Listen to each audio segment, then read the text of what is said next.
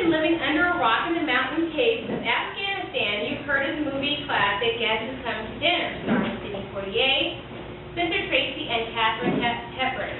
Poitier's character, John Prentice, meets his wife's fiance's parents for the first time, and the fit hits the fan. For the younger crowd, you may have seen Guess Who, the updated version, where it's the white guy, starring the hunk of hotness, Ashton Kutcher, comes to meet his black girlfriend's parents who aren't too keen about their daughter marrying a white boy.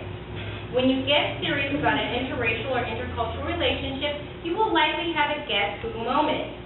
It might not be the parents, it could be Uncle Larry, former Black Panther, or Cousin Bill, who's never met a black person. It could be Aunt May, who thinks all Chinese people own dry cleaners and believes Mexicans speak Mexican. While the couple may enjoy each other's differences, their families can be very uncomfortable with each other. Also, different regions of this country have different customs. So a southern family might feel quite foreign to a northeastern date. So it's very important for the couple to talk about their family customs, traditions, and differences, says Tina Vitasina, PhD, a.k.a. Dr. Romance, psychotherapist and author of The Unofficial Guide of Dating Again. This event, the big unveiling of your rainbow, can be a pivotal point in your relationship.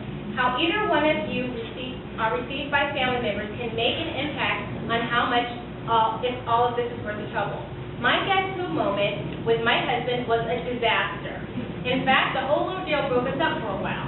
Mike flew me from California to the foreign land of Westport, Connecticut, home of Michael Bolton, the late Paul Newman, and Martha Stewart before she got run out of the plane.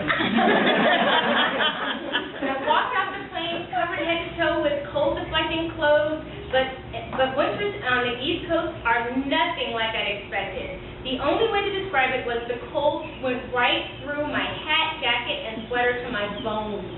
But there Mike was, his green eyes twinkling and brilliant smile so bright I was warm in an instant. The hour-long ride from JFK to Westport had my stomach in knots and needing to get to the nearest gas station bathroom. If there was one word to describe what it was like meeting the in-laws Karazin for the first time, it would be awkward. Mike's mother, who had never associated with black people in her life, and his father, a judge, probably saw his share of trifling black folks and had his antenna up for my possible hood-rattiness. Introductions went all around, and I was my friendliest, bubbliest self. Mike's father gave a terse greeting, little eye contact. We came right in time for dinner, but I can't remember what it was, only that it required seasoning. Dad Karazin barked, Mom Karazin, fresh ground salt and pepper. And she promptly passed them across the table to him. My eyes widened like saucers. I had never heard my father command my mother to do anything, and I was honestly wondering what the hell kind of family this was. Turns out Dad Karazin just likes fresh ground salt and pepper on his food.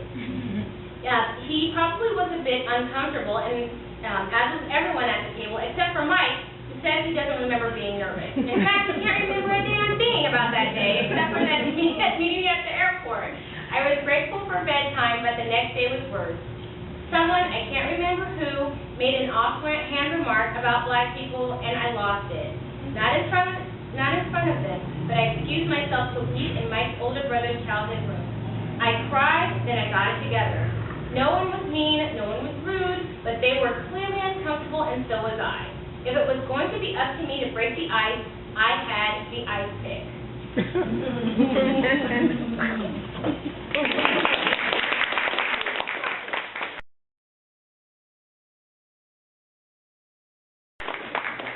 One of the things that I'm often asked about or that often comes up is sex, swirling and sex, and also swirling and media images. And so they make hi, whoever it is.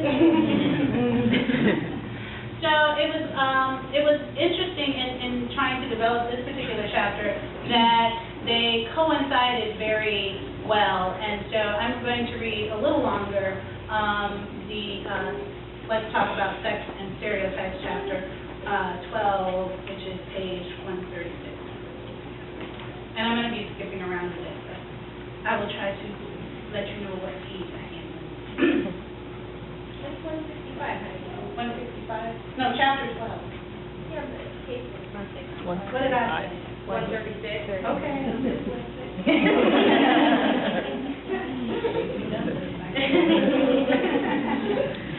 Penelope was 26 years old and in the middle of a nasty divorce in Texas when she met Thomas, a 33-year-old security guard at her job, where she worked as an IT analyst. He was biracial. His father was Hispanic and mother was white, and by her account had been blessed with the beautiful blending of both, tan skin, dark eyes, with dark hair, blue eyes. I never thought that I would have been attracted to a man who wasn't black. He had me smitten from the very first hello, she recalled. As the weeks progressed, Penelope realized the relationship was becoming a little more intimate. I, of course, had heard all the myths growing up about how white men have smaller penises and that they're terrible in bed, so needless to say, I avoided the physical contact of our relationship for as long as I possibly could, she says. But then came time that it could not be avoided any longer, and I thought, I'd just get it over with and let him fake it till he makes it.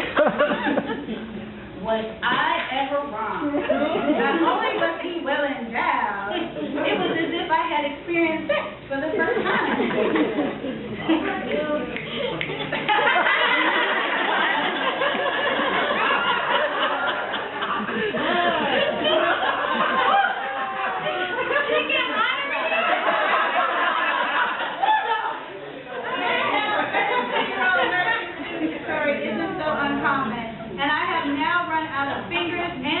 To count the number of times I have heard this long-held precept from black women that white men and Asian men are poorly endowed, terrible lovers, or otherwise unable to satisfy egregious stereotypes that keep too many of us from exploring sexual encounters beyond black men.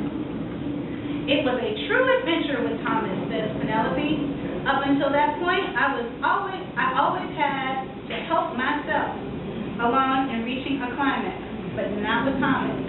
He always made sure that I enjoyed the experience as much as he did. I don't know if maybe it was youth or inexperience of my ex-husband, who was black, was that he was just selfish in bed, but with Thomas, there was so much passion. He taught me what true lovemaking really feels like. I'm going to skip over to page 167. The first time with any new partner can be wrought with the uncertainty of the unknown. Will he have enough going on down there to make it worth my while?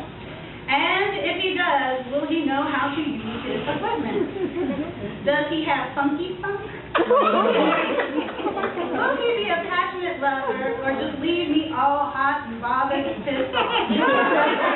Wham bam. Sex in a swirl, on the other hand, can conjure up questions of a more sorted sort. Can he measure up with the black men I've been familiar with? Will he want oral sex? Does he want to be with me, or does he just want to blink a black girl? Will he want shower sex? And I just got my hair. Is this just jungle fever? If it is, then sex is likely the only thing on his mind or in his conversation, and you should get rid of that one quickly. There is a general rule of thumb that applies to most sexual engagement. Any guy who pressures you to do something you really don't want to do is a first-rate ass. And by all means, tell him so. But lasting relationships are based on compromise and lots of it.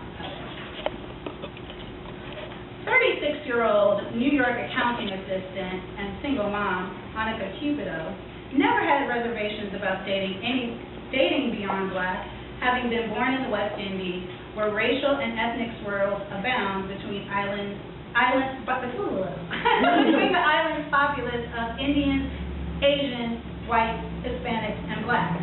Although she came to America at the age of 6, the makeup of men in Brooklyn, she says, was just about the same as it was back home, and her parents never balked when she brought home guys who were different. It simply was normal. Twice married, first husband was West Indian, her second was Chinese. She heard all the talk about Asian men lacking the suitable proudness to satisfy. Quote, I never had an issue with size or anything like that, she says. I mean, size is impractical. before she became proficient on the subject, she confesses that she was not without question when it came to Asian men and sex. But my curiosities, she said, were about sexual practices with some Asian men.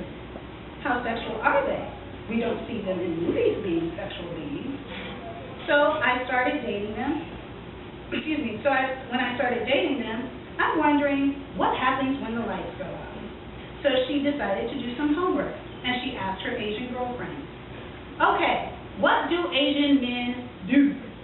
She laughed now at the idea, striking her kind of funny. But I was like, are they going to be scared if I do this or that? Am I supposed to be shy? Somewhat aggressive? Then, when she felt things were turning intimate with the man, she had the conversation with him. So I was like, okay, what do you think sex with a black woman is like? I'm kind of curious what things an Asian man will or will not do.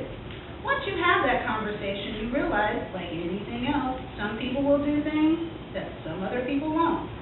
Just go with it from there, and you know, it's all about flow of information, and the information isn't flowing right.